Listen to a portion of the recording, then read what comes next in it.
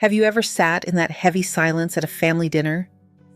Here on Human Stories, we retell those moments, honest, everyday, sometimes controversial. Every story is a mirror. Subscribe, join the conversation, and maybe find a little healing. The keys hit the ceramic bowl with a clean clink. Sloan slipped past the doorway in a rain-slicked trench hair, pulled high the breath of cold Seattle air, trailing her into the kitchen. Steam clouded the windows. The pot roast burbled cinnamon and onion rising from the Dutch oven like a memory you could eat. "My parents are taking the primary," she said, already moving toward the stairs. "You can move into the office. It will be easier for you to keep up." Evelyn kept her hand around the wooden spoon. She could feel the heat through the handle, a steady thrum against her palm. The stove light threw an amber pool over the tiled counter over the nick where Jack had once dropped a knife and laughed about it for a week. The perfume on her wrist was a thin veil of flowers. It made her think of spring on purpose. "In my house," she said. It came out soft. Sloan smiled without looking. "The primary has the only real shower. The balcony helps Dad's breathing. You know Spokane is dry. They are used to space." "Noah is at work," Evelyn said. "We can discuss this when he gets home." "There is nothing to discuss." Sloan touched the faucet with one finger as if testing the temperature of the room. They deserve to be comfortable. The spoon trembled. Evelyn set it down. The lid of the pot settled with a hiss. She looked past Sloan's shoulder to the wall with the framed black and white pictures. Jack in a silly paper hat on their first Thanksgiving here. Noah at 7 lost in an oversized hoodie grinning at a burnt batch of rolls. The frames were a little crooked. They always had been. It made the house feel like a person. Sloan followed her gaze. "We should switch these out," she said. "Modern frames, less clutter." Evelyn wiped her hands on the apron that had been washed so many times it felt like cloth made of memory. Rain ticked on the back door. Somewhere a gull cried a sharp note over Ballard's quiet streets. "When do your parents plan to arrive?" she asked. "Sunday morning." Sloan checked her watch. "We will need the room cleared by Saturday night. The office is fine for you. You do not use that much space anyway." Evelyn watched Sloan leave the kitchen. The house took a slow breath. The sound of traffic spread thin on the wet street outside. The roast simmered patient. She cracked the lid until the smell filled the small space behind her eyes. It was the smell of Thursdays, of Jack's hand on her back when he reached around to steal a carrot from the pot, of a window open to the alley and a baseball game on low. At 5, Noah's boots came up the porch. A scatter of droplets shook from his jacket as he stepped in. The keys in his hand missed the bowl and clattered against the console. He corrected, embarrassed like a boy caught in church. "Smells good," he said, scanning the counter for something to do with his hands. "It is Thursday," Evelyn said. She set the table. The napkins were folded in a way Jack liked, the way that never stayed put. Sloan came down with her laptop. "We need to talk schedules," she said. "Move in, bathroom, use quiet hours." Noah flicked a glance at Evelyn. It was quick, a small bird of a look. "Maybe we can go over it after dinner." "I prefer doing things efficiently," Sloan said. She opened the laptop. "Evelyn." "I put the laundry basket by the back door. Hanging clothes on the front porch reads messy from the street. We should present well." Evelyn's hands went still on the napkin. The house had never been a product to present. It had been cedar and plaster and the scratch of an old radio, a place where summers expanded and winters tucked in. She nodded anyway. She poured water into 3 glasses. It was the thing she could control. They ate. Noah complimented the carrots. Sloan pushed aside the gravy, said something about sodium, took a picture of her plate, laughed, deleted it. "Mom," Noah said when the plates were stacked and the sink was running, "Sloan's folks are going through a lot. They lost the house. It is temporary. We can make it work." Evelyn turned the faucet down so the water made a gentler sound. "Temporary like when you both came home," she said. "I like having you here." Noah rubbed the back of his neck. His wedding ring made a small scrape against the grout line on the counter. "It is different now." Sloan slid between them, all lightness. "You will love Don. He tells the best stories. And Mom's an amazing cook. We can all use her recipes. Elevate things a little." Evelyn thought of the small wooden box on the top shelf of the pantry. Index cards the color of tea. Jack's blue ink and block letters. Sunday rolls. Summer corn. Cinnamon pot roast. She stepped to the pantry and shut the door with care as if the closing was a promise. When they went to the living room, Sloan reached for the frames. She took down the picture of Jack with the paper hat and set it on the console table. "Just testing a cleaner line," she said. She moved the couch 2 inches. She ran a hand over the throw pillows and smoothed their corners. The room shifted a fraction like someone had tilted the axis of a planet. Evelyn did not say no. She straightened a lampshade and sat in her chair by the window. The cushion fit her spine. In the glass, she could see the hydrangea out back. Even in winter, the bones of it were beautiful, a mound of pale wood and faded heads that held on. Jack had planted it the first spring after they moved in. He had said the soil liked coffee grounds. He had told her flowers could teach you everything about patience. Noah scrolled through headlines on his phone. Sloane filled the quiet with talk about move-in lists and mattress toppers and a little project she might do to the pantry. Evelyn listened until the words became the low hum of a refrigerator. The clock on the mantel ticked. Later, when the dishwasher was loaded and the lights were off, Evelyn walked the length of the hall. The third step complained under her heel. She smiled a little because it always did. Jack had meant to fix it. He liked things a little imperfect. He said it was how you knew you were living in a real place. In the bedroom, she laid a hand on Jack's photograph. The silver frame was cool. The room smelled faintly of clean sheets and the flowers on her wrist. The balcony door was locked. The tiny red light on the heater blinked. Outside the alley glistened a black ribbon under the street lamp. She could see the shape of the hydrangea, a shadowed dome against the fence. She slept shallow, rain softened toward dawn. Friday morning she brewed coffee and watched the steam climb. The kitchen window was a square of wet light. Sloane's coat was already gone from the hook. A note sat on the counter. Meeting at 8, Pilates after, do not wait. A line underneath said, quiet hours 10 to 7, a smiley face. Evelyn rinsed her cup and set it upside down to dry. She put on her rubber clogs and a sweater that had gone gentle at the elbows and opened the back door. The yard had the smell it always had after rain. Soil, cedar, something sweet you could never name. She went first to the hydrangea. The stems showed green right at the nodes. Winter had not ended it. She touched a leaf and it crisped under her finger. She brought her hand to her face and sniffed just because she always had. The scent hit like a bright knife. Not soil, not rain.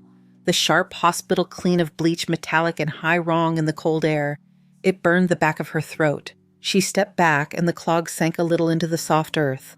On the concrete by the hose spigot, a faint splatter had filmed toward white.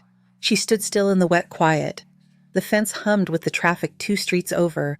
Somewhere a dog barked twice. She looked down at her fingers. They were shaking and also very steady. She leaned in again closer because she wanted to be sure. The smell was unmistakable. She straightened and looked at the kitchen door. The house watched her through its square of fogged glass. The keys in the ceramic bowl were only a sound in her head, that small clink still traveling. She left the hydrangea and went back into the kitchen. The door made a soft seal and shut out the street. The scent of bleach clung to her even after she washed her hands. Coffee brought its own weight into the room, dark and steady. She poured a mug and stood at the counter without drinking. On the floor beside the trash can, a corner of an index card showed itself. It was the color of old tea and had a smudge of oil along one side. Evelyn set the coffee down and lifted the lid. Paper, not just paper. The box from the top pantry shelf had been emptied and tipped. Cards lay among eggshells and an apple core streaked with onion skins and a line of gravy. Jack's handwriting moved in clear blue letters through grease and crumbs. She picked up the first one with 2 fingers and read Sunday rolls. Her eye blurred and then found itself again. She fished deeper, careful, slow setting each card on a clean dish towel spread over the counter. Cinnamon pot roast, summer corn, lemon bars for when Noah lost his front tooth. A bent one that only said Jack's Chili traced twice as if he had pressed the pen too hard the first time. Coffee went cold. The house was very quiet. The back door opened. Sloane set a yoga mat against the wall and swung the refrigerator door wide. Evelyn kept working, moving the cards out of the bin and into the light. Water ran in a slow thread from the tap. She let it trickle over the backs of the cards, then blotted them gently with another towel. "What are you doing?" Sloane asked. She did not step closer. She looked as if she was checking the fridge for a missing item and had found something unnecessary instead. "These were in the trash," Evelyn said. "They were covered in grease. And they take up space." Sloane reached for sparkling water. "Recipes are online. We can print new ones." "They are his hand," Evelyn said. The card in her fingers went almost translucent with water. Blue ink held. Sloane took a sip and leaned against the counter. "Clutter can be sentimental. It still clutters. She cracked the can so the air popped. "I will buy sleeves for the 3 you actually use." Evelyn turned off the tap and laid the wet cards out in rows. The kitchen window fogged at the edges. Distant traffic sounded like a river that had forgotten where to go. She arranged summer corn beside Sunday rolls and felt something place itself in her chest where it could not be moved.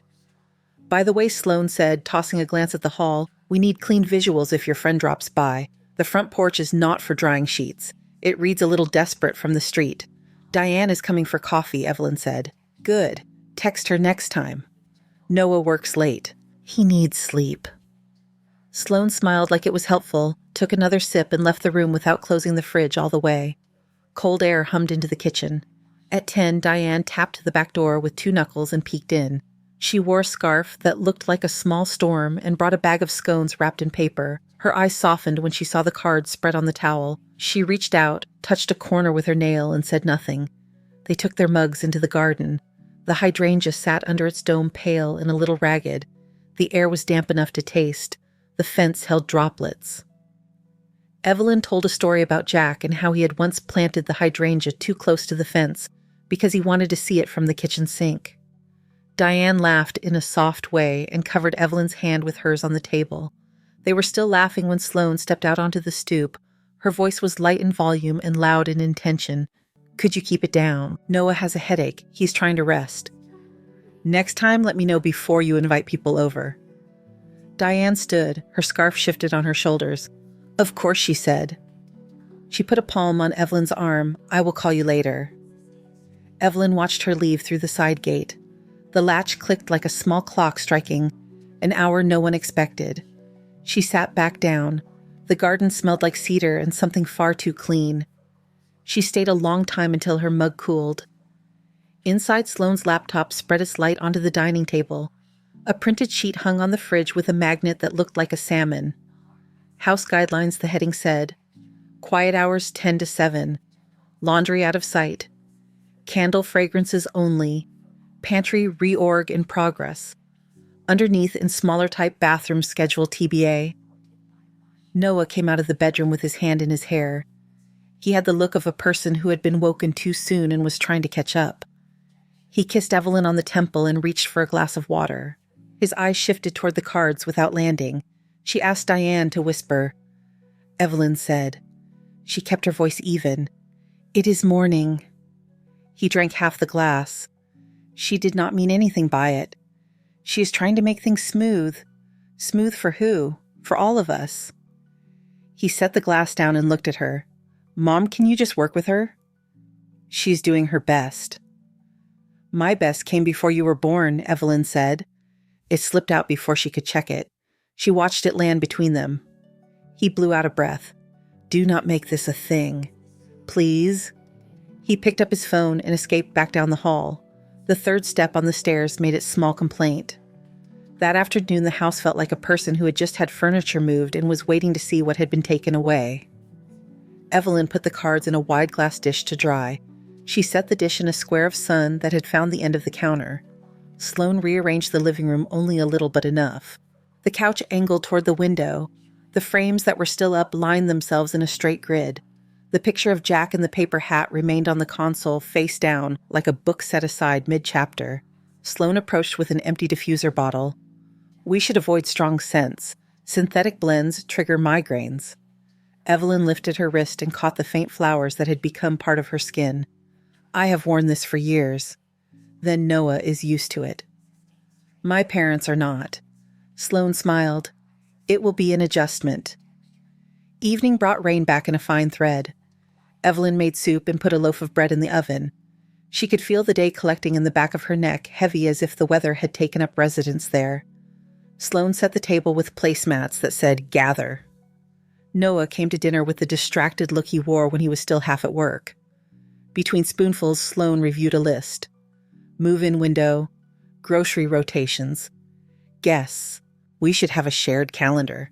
I will set it up. "We used to write things on the wall by the phone," Evelyn said. Sloane laughed. "That is cute." Noah cut the bread. He did it the way Jack did, sawing a little, then pressing down with his palm. The gesture surprised her enough that her eyes stung. He slid her the first 2 slices without looking up. After dishes, Sloane stood by the open pantry and made notes on her phone. Evelyn went to the living room and felt the new angle of the couch in her knees. The news murmured. She turned off the television and listened to the house. Pipes shifted. A siren faded. A gull called once and then decided it had nothing more to say. She collected the dry cards and brought them to the bedroom. The silver frame on the dresser caught the lamplight. Jack smiled from inside it with his head tipped toward her like he was about to make a joke just for them. She opened the small wooden recipe box, slid the cards in, and paused. Her fingers found Sunday rolls again. She placed it on top and shut the lid with a sound that felt full. Saturday put a lid on the neighborhood. Clouds pressed low. Noah left early to meet friends. His boots thumped down the porch. The key missed the bowl and hit the table before it found its way home. The house sighed after the door closed. Evelyn made pancakes because pancakes were good at convincing a morning to start over. Sloane did not come down until almost noon. She had already spoken to 3 people by the way her voice carried the last shapes of conversations into the kitchen. Evelyn washed plates at the sink and glanced at the phone Sloane had left on the counter. It was lit with a banner that refused to fade. The name on the screen was Mom. The text was short and so calm it scraped. Did you tell the old woman yet? If she argues, tell Noah you will leave. She is terrified of being alone. People like that fold. Evelyn did not touch the phone. She did not need to. The words stayed lit until they timed out and went to black. Then memory held the exact shape of them anyway. Her hand found the edge of the counter and held there. She watched a drop of water slide from a plate to the sink and then into the drain. It made a sound like a pin hitting a floor in the next room. Sloane came back in. I am heading to Target. Text me if you think of anything. She took the phone, glanced at it, smiled a private smile, and tucked it into her bag. Evelyn dried the last plate. She lifted the recipe box from the corner and carried it to the dining table. She opened it and placed Sunday rolls on top again, as if the card would know what to do with the weight she was placing on it. The house held its breath. She reached for the mirror in the hall and looked at the woman who looked back. Her eyes were clear and still and not the eyes of someone who could be folded. Her voice did not have to be loud to be true. Enough, she said to the empty hall. The words settled into the wood. The third step lifted its complaint when she walked back toward the kitchen, a small sound that could not be ignored. Night pressed close to the windows. The house threw back its own small light, a line under the bedroom doors and a square from the hall. Evelyn came out for water and stopped. Sloane's door was cracked. Phone light drew a pale strip over the floorboards. Assisted living is easiest, Sloane said, voice low and clean. She will grieve for a week and then adjust. Noah will accept it if I frame it as care. The property can list by spring. A second voice came thin through the speaker. Evelyn could not make out the words, only a rhythm of agreement. The third stair creaked under her weight. She held still until silence covered it. Her heart pounded in a way she could feel in her wrists. She folds when you hint at leaving, Sloane said. You just have to speak like you're disappointed. She hates disappointing Noah. It is almost elegant. Evelyn moved back from the light and into the hallway's darker air. She did not trust her knees enough to walk, so she put her fingertips on the wall and waited for breath to find its way back to her. The hydrangea was a round shadow beyond the glass. In the kitchen, a tiny red light flickered on the stove clock. Somewhere the refrigerator compressor came on and steadied the noise in the room so her thoughts could line up. She poured water and drank without tasting. Then she went to the bedroom and shut the door until the latch clicked. The photo on the dresser held Jack frozen in a good grin. She touched the top edge of the frame and stood that way until the pressure in her chest faded. The night smelled like rain that had not started yet. At first light, she put on her coat and stepped out to the yard. Cold air bit her nose. The lawn shone with a thin lace of water. The hydrangea showed damage in the top leaves, brown burned edges where there should have been nothing but winter. She looked closer and saw tucked in at a node near the base a tiny push of green. The bud did not care about bleach or plans. It belonged to the plant, and it was doing what it knew how to do. She reached down and cupped the spot where the green stood up. The soil gave a little under her palm. A crow called from the neighbor's roof, and then another answered it from farther off. The street did not have to hear anything else to go on with its morning. Back inside, she rinsed her hands and dried them on the towel with the pale blue stripe. Her phone lay face down on the counter. She picked it up and scrolled to find the number that had sat in her contacts for years. A sigh came through the line before the voice, as if the man on the other end had been about to speak anyway. "Ravi, it is Evelyn." "Evelyn. It is good to hear you." He sounded like someone who made time for sentences. "How are you?" "Would you come by?" she said. "Sunday at 10. Bring the deed. I would like your help drafting a short-term rental for the primary bedroom. Separate bath, balcony, closet. Market rate for Ballard." A small pause, then paper sounds a pen clicking open. "All right," he said. "Do you have a figure in mind?" "I want you to set it by the neighborhood, not the lowest number." "Understood. And you are certain?" "I am." She watched steam rise from the sink as hot water met cold. "Thank you." She ended the call and breathed in the empty kitchen. The quiet was not gentler, but it was clear. She took the recipe box to the dining table and opened it. She placed Jack's chili at the bottom and moved Sunday rolls to the top again. She wanted the silly order and the serious one to sit together like they always had. The box closed with a sound that rang right in the room. She went to the primary bedroom and opened the curtains. Light did good things to the walls. The bed held the shape of sleep and something older. She changed the sheets and let the cotton snap once in the air before it settled. She dusted the dresser and thanked herself in a quiet way for choosing the heavy polish that Jack liked. She wiped fingerprints from the balcony door handle and cracked it open for a breath of salt and wet cedar, only a little then locked it. She set Jack's photo back on the nightstand, both of them looking toward the room. She lifted the keys from her pocket and set the big one on top of the dresser where she could see it. The metal made a sound that felt like a period placed carefully at the end of a needed line. In the living room, she moved chairs in by an inch. She placed a glass pitcher of water and 3 tumblers on the coffee table. She straightened the clock on the mantel until the face sat level. Its tick settled into her ear and stayed there like a metronome that belonged to her. Sloane came down mid-morning with a neat stack of folded towels. She carried them in a way that suggested an audience even when there was none. "I am ordering a memory foam topper," she said. "Your office is small. Memory foam helps when people age." Evelyn nodded and reached for a towel. It was white and new and did not smell like the house at all. "Will your parents come in their own car?" Evelyn asked. "They will take the train and rent one." Sloane set the towels on the couch. "We should declutter. People sleep better without visual noise." "Visual noise," Evelyn said. She did not smile. "We can keep the essentials." "Exactly," Sloane said, as if agreement had been her idea. She lifted the picture of Jack in the paper hat and looked at it from different distances. "We can archive. I will set up bins." Evelyn took the frame back and returned it to the console. She lifted the ceramic bowl and put it back on the entry table, the one with the nick that made a groove for a ring to catch. She set her keys in the bowl and heard the clean clink. Then she stepped back and looked at the rectangle of the hall. It held. At lunch, Noah came in smelling like wet leaves. He shook his jacket and put it on a chair. The jacket dripped into a small dark circle on the floor that spread itself and stopped. "Big day at work," he said. He kissed the top of her head and reached for the bread box. "What did you get up to?" "Cleaning," she said, "a few calls." He nodded and reached for the butter. He spread it in a quick wide stroke and then trimmed the edge with the knife the same way his father had. He stood close enough that his shoulder brushed hers, and something in the contact steadied both of them. "Did Sloane tell you?" he asked, not looking up. "About the schedule, bathroom, kitchen, quiet hours." She put it on the fridge. Evelyn poured him coffee. "I read it." He took the mug. "We all need to adapt." He spoke like he was aiming for neutral ground and had to measure the distance. "You are good at that."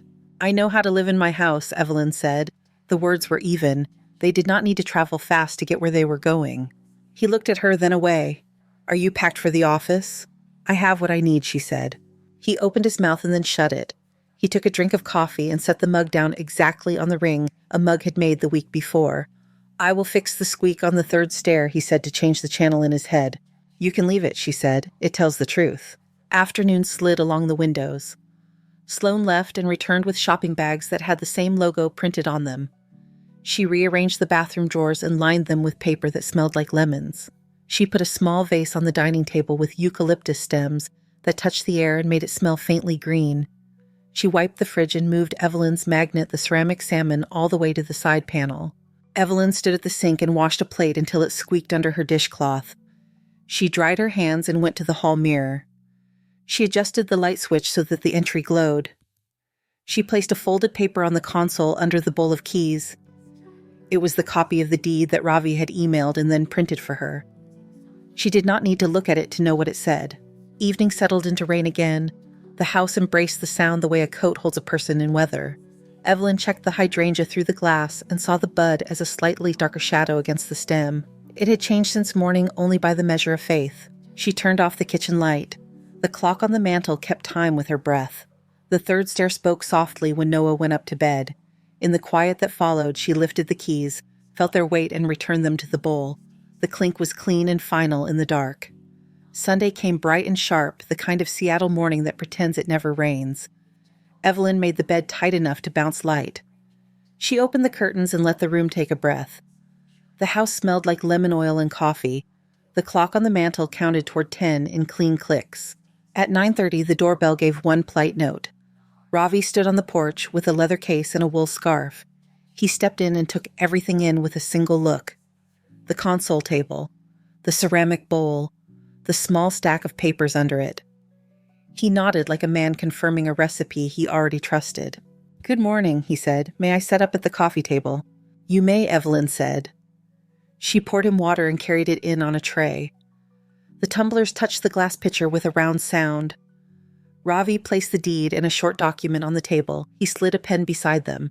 Noah came down the hall, rubbing sleep out of his face with the heel of his hand. He saw Ravi and straightened. "This is Mr. Patel," Evelyn said. "He helped your father and me with the house." Noah shook Ravi's hand and ran a thumb along the edge of the deed. He did not say anything. He did not need to. At 10, the bell rang again. Sloane came in from the driveway at the same moment, Cheek's bright voice already pitched for greeting. She opened the door wide. Marla and Don entered with rolling suitcases. Wheels bumped over the doorstep. Perfume and cold air and train station clung to their coats. Marla looked around with an open appraisal. Don breathed out like relief and put his bag down as if the floor had agreed to hold it. "Beautiful bones," Marla said. "And look at that crown molding." "Where do you want me?" Don asked. "Stairs or elevator?" "There is no elevator," Sloane said. She smiled at Evelyn without showing teeth. "The primary is ready, right?" Evelyn stood beside the coffee table. Her hands were quiet. "The primary is not vacant. Please sit. We will handle terms first." Marla blinked. Don half lowered himself into a chair and then stopped mid-bend. Sloane laughed softly as if the room had made a small joke. "This is Mr. Patel," Evelyn said. "He is here to help put things in writing." Ravi rose. "Good morning. I represent the owner of this property, Mrs. Evelyn Hart." His voice filled the room like a careful piano. He placed the deed where everyone could see it. The title is clear and in her sole name. If the primary bedroom is to be used by guests, there will be a rental agreement. Sloane's smile tightened. "We are family. We do not need a contract." Marla's mouth opened and closed. She looked at Sloane, then at Noah, then at the walls. Ravi lifted the second paper. Short-term residential use of the primary suite, bedroom ensuite bath, balcony closet, access by agreement to shared areas, rent set at market rate for Ballard, deposit equal to 2 months' rent, utilities not included. Don made a sound that was almost a laugh. "Market rate? You must be joking." "I am not," Ravi said. "I can provide comps." "This is ridiculous," Sloane said. "Mom and Dad are not tenants." "They would be," Evelyn said, "if they stayed in my room." Noah took the deed in his hands and read the names. Jack Hart, Evelyn Hart, the year. His thumb found the grooved nick on the table and stayed there. He looked up at his mother and his eyes were not soft. "Why are we doing it like this?" he asked Sloane. "Because none of this needs to be theatrical," Sloane said. Her voice was pleasant and careful. "We can be decent and let my parents be comfortable." Evelyn turned toward Marla. "You are welcome in this house when you are invited. You will not move into my room. If you wish to rent it, you can sign. If not, you can stay elsewhere and visit." Marla looked down at her suitcase handle. Her fingers tightened until the knuckles went pale. Don rubbed the back of his neck. "We lost our place," he said. The words came out simple and honest. "We do not have a deposit. We came because Sloane said there was space." Evelyn nodded. "There is space, not without respect." Sloane's cheeks flushed. "Respect goes both ways." She turned to Noah. "Your mother has been resistant from the start. She refuses reasonable adjustments. She is making this hostile." Evelyn kept her gaze on Noah. "I found his recipes in the trash," she said. "The cards he wrote with his hand. I found bleach in the soil of the hydrangea he planted." She did not raise her voice. "There is a message on your mother's phone that suggests using your fear to make you agree." Sloane stepped forward. "That is out of context." Evelyn recited the words exactly as they had glowed on the screen. She did not add anything. She did not need to. The room held its breath. Noah's grip on the deed tightened until the paper bent. Noah's eyes moved from Sloane to Marla, then to Evelyn. His voice was quiet. "Did you send that?" Marla flinched. "I was angry. It was unkind. I should not have written it." Sloane reached for Noah's sleeve. He took a step back out of reach. The movement was small and clear. Ravi cleared his throat. "The law here is simple. The owner decides who occupies which room. If there is no agreement, there is no occupancy." Don looked at his suitcase. He looked at the staircase. He let out a breath that sounded like surrender. "Mar, we should go." Marla's eyes flashed. Then the flash died. She nodded. "We will find a motel." She pulled up the handle of her bag. The wheel squeaked. The sound traveled through the room like the last note of a bad song. Sloane watched her parents turn toward the door, then swung back to Evelyn. "You are cruel," she said. "You have all of this, and you cannot share a room." Evelyn saw Jack in his paper hat sitting on the console looking toward the kitchen. She saw the mended seam in the rug where Noah had spilled juice when he was 5. She saw the small green bud on the hydrangea in her mind. "I am not a spare room," she said. "I am the person who lives here." Noah set the deed down as if it were something alive he did not want to scratch. "Mom," he said. The word cracked and then found its shape again. "I did not see it. I should have." "It is here now," she said. He looked at Sloane. The space between them grew all at once. He seemed to notice it the way you notice that a window is open only when the cold reaches your hands. Dawn opened the door. Cold air came in and circled around the furniture. Marla pushed her suitcase over the threshold and did not look back. The door shut on their backs with a sound that seemed to respect the wood. Ravi slid the papers into his case. He stood and met Evelyn's eyes. "If you need me, I am a call away." He shook Noah's hand and gave Sloane a courteous nod that did not invite more. The keys in the bowl clicked when he lifted his scarf from the hook. Noah sat down hard on the edge of the couch. He put his elbows on his knees and his face in his hands. His shoulders worked once. Then he looked up at Evelyn and said nothing because there was nothing to say that would be clean enough in that moment. Sloane stared at the closed door for a long count before she turned. "You will regret this," she said. The words came out flat. "Both of you." Evelyn picked up the picture of Jack and set it upright on the console. The angle was right again. She placed her palm on the frame and left it there. The room stayed very still. The clock found its tick again. By evening, the house had the echo that comes after visitors leave. Plates stacked, sink quiet. Noah ate a little and went to bed early. His steps on the stairs set off the same soft complaint on the third tread. The sound steadied her. Evelyn washed the last glass and set it in the rack. The kitchen light cut a warm square on the floor. Outside, the alley glimmered. The hydrangea was a darker shape in a darker corner. Her hands smelled like soap and lemon. She was drying the counter when Sloane came in. Her hair was pulled back. She had washed her face. The skin under her eyes looked thin. "I am not a bad person," Sloane said. Her voice was small in the big quiet. Evelyn folded the towel and set it on the oven handle. "Sit," she said. She pulled out a chair. She filled the kettle and set it on the flame. The burner clicked and caught. Steam would take its time. The kettle began to murmur. Steam feathered the window above the sink. Sloane sat where Evelyn pointed and folded her fingers until the knuckles shone. Up close, the skin under her eyes looked thin, almost blue. "I wanted to help my parents," she said. "I kept telling myself that was the good in it." Evelyn dropped 2 tea bags into mugs and poured. The scent of chamomile lifted into the room warm and grassy. She set one mug in front of Sloane and kept the other in her hands. "Help is a word," Evelyn said. "What you did is a set of actions." Sloane flinched at the word actions.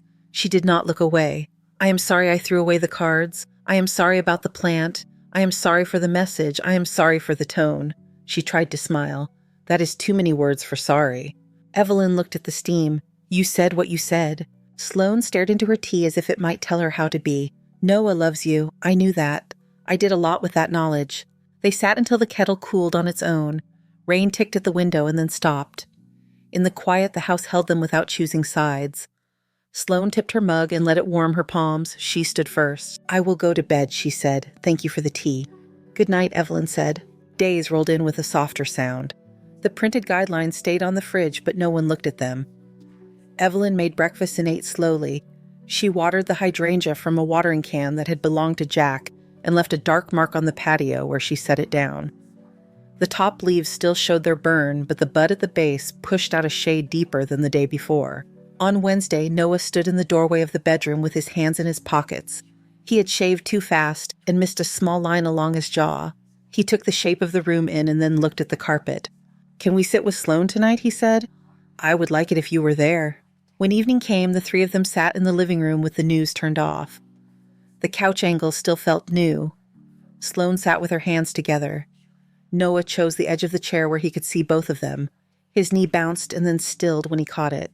"I need to say something," he said. "I have not been seeing clearly. That is on me." He took a breath that showed in his shoulders. "Sloan, I want you to move out." Sloan closed her eyes. They were wet when she opened them. She nodded as if a line had been read and finished. "When?" "This weekend," he said. "I will help with the move. I will cover first month's rent."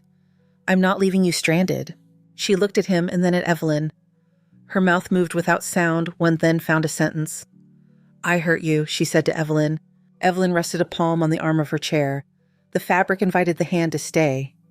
"You did," she said. "I do not expect anything," Sloane's voice rasped. "I am sorry." Evelyn stood and stepped closer, not too close. "I heard you." Saturday wore a jacket of low clouds.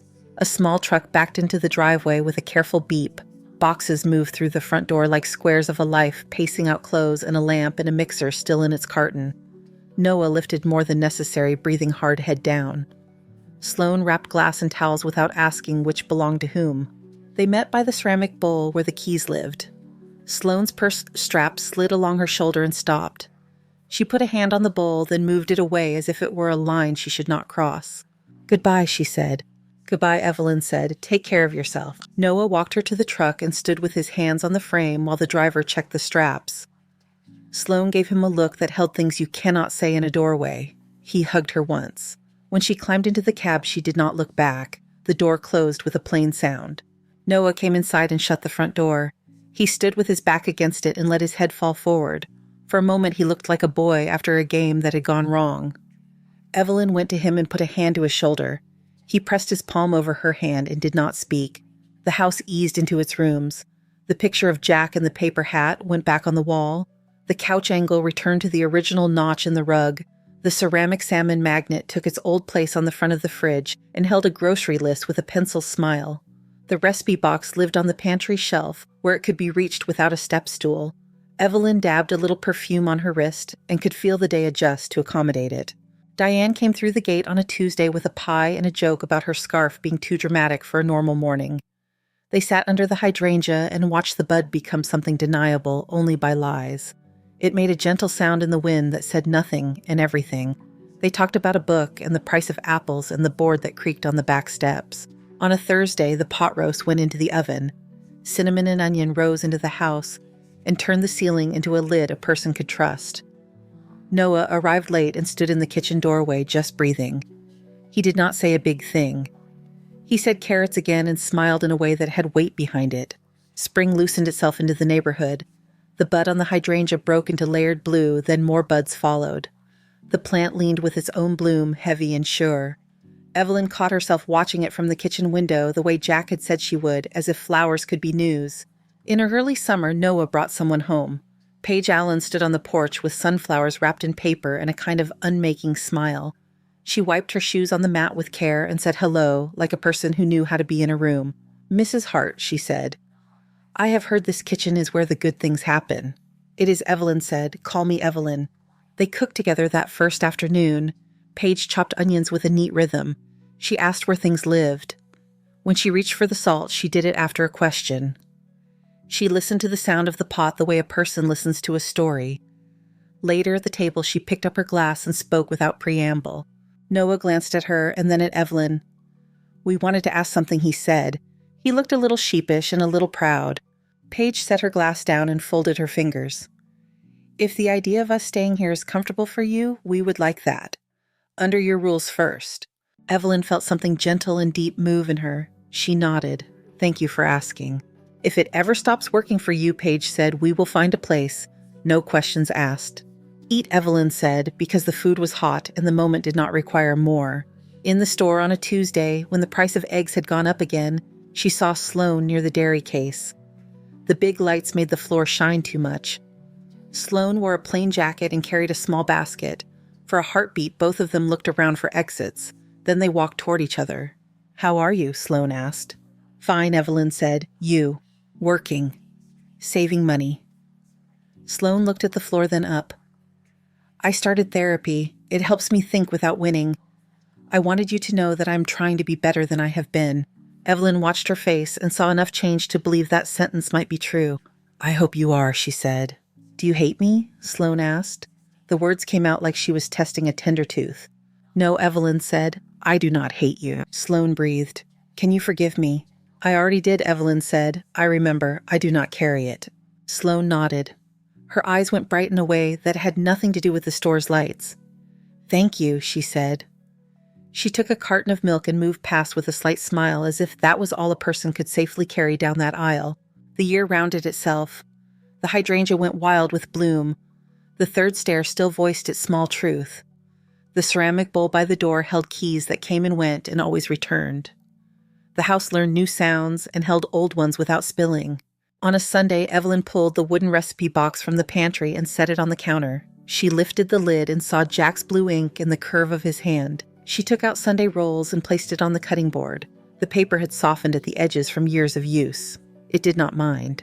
Paige came in with flour on her shirt and a bandage on her thumb where she had nicked herself cutting fruit. Noah set 2 mugs on the counter and leaned in the doorway with that light on his face again. "Teach me," Paige said, tapping the card with a fingertip. Evelyn smiled and measured warm water into a bowl. Yeast opened like small breath. The kitchen filled with a sound like quiet talking spoons against ceramic, the oven waking. She showed the push and fold of the dough. Paige's hands learned the pressure. Noah laughed when flour found his knuckle. Later, when the rolls were high and golden, Evelyn set them on a rack by the window. Outside, the hydrangea moved in a breeze so soft it barely counted. She went to the entry and lifted her keys from her pocket. The metal felt cool against her skin. She dropped them into the ceramic bowl, and the clink echoed small and perfect in the room. She stood a moment with her hand on the edge of the bowl, eyes on the doorway. On the console, the picture of Jack caught afternoon and sent it back as a thin line on the glass. The house took a deep breath that she could feel more than hear. In the kitchen, Paige pulled the first roll apart, and steam rose in a ribbon. Noah passed Evelyn a plate and did not look away when her eyes lifted to his. Thank you so much for listening to today's story. If this story resonated with you or made you reflect, I'd love to hear your thoughts, so feel free to share them in the comments below. And don't forget to like, subscribe, and hit the notification bell so you won't miss the next story. I'll see you next time as we continue exploring more journeys and lessons together.